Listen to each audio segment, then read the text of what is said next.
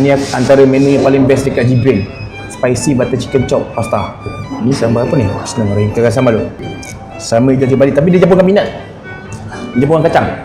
Oi, pedas. Dia rasa masin, tapi dia tawar sikit.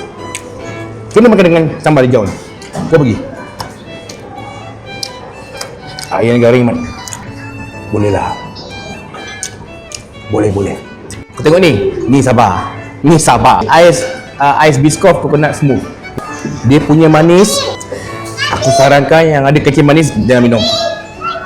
Manis. Gang, sate eat.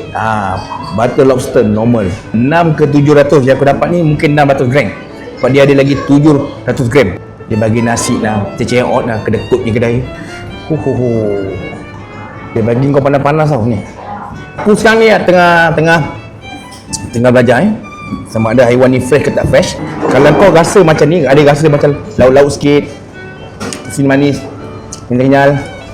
Salmon masak bawang. Dia punya sambal. Ada minyak sikit. Ada orang suka sambal kering, ada orang suka sambal yang minyak-minyak macam ni. Macam aku suka sambal kering. Dia punya rasa smooth, dia slow je naik. Ini jahat. Rasa jahat. Salmon masak bawang. Sambal dia ni tak pedas. Berbanding dengan sambal hijau dia pedas, ini tak pedas. Mango cheesecake ni. Dia blend. Dia rasa sama rata je. Ada rasa mango, ada rasa cheesecake. Kau sedut je dah sama rasa. Dia main api-api pada aku Dia main bakar-bakar.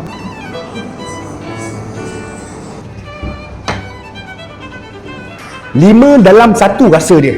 Serius. 5 dalam 1. Masam, pahit, manis, masin, creamy. 5 dalam 1 rasa dia.